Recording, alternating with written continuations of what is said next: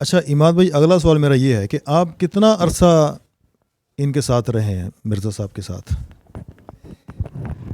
جی میں ان کے ساتھ آلموسٹ ویسے تو اتنا اٹیچ جان پہچان تو 2008 سے ہو گئی تھی، اور عرصہ جو ہے جو دل سے وہ تقریباً 4-5 سال تو میں ان کے ساتھ میں نے ٹائم گزارا ہے، مگر اینڈ میں یہ فائدہ نہیں ہوا، کیونکہ سختی، شدت، جھگڑا، فرقہ کر کے اپنے ہی یہ ایکچولی یہ خود ایک فرقہ بن چکے ہیں، اور یہ بنا لی انہوں نے فرقہ. تو میں نے اس فرقے، انجینئر فرقے، علمی کتابی فرقے کو، بابوں کا خدا اور ہے، کتابوں کا خدا اور ہے، فرقے کو میں نے چھوڑ دیا ہے. یہ سب سے پہلے یہ نعرہ لگایا تھا جو مر گیا قادیانی غلام احمد قادیانی، قادیان سے اٹھا فتنہ، تو اس نے یہ نعرہ لگایا تھا.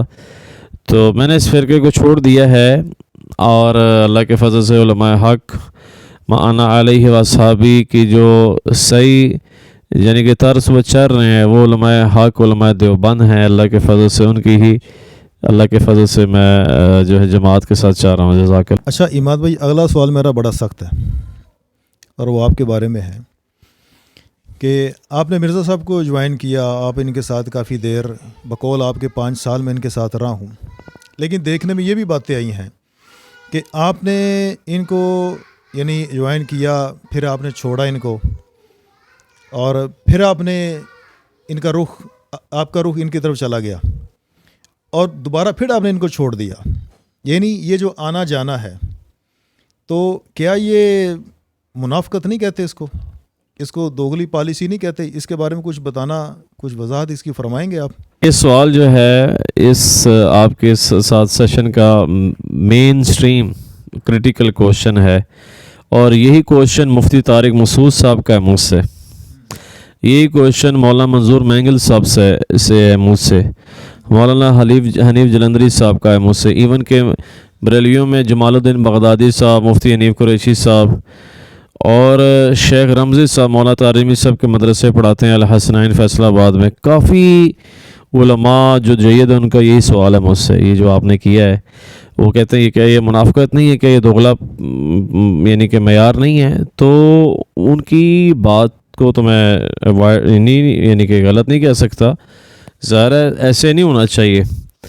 ہاں، یہ انجینئر مرزا خود ہی کہتے ہیں ایک فیز ہوتا ہے، جیسے حضرت معاویہ رضی کے بارے میں ان کا ایک سٹانس تھا، ایک فیز تھا کہ جنتی، اور رضی اللہ عنہ، اللہ ان سے راضی ہو گیا.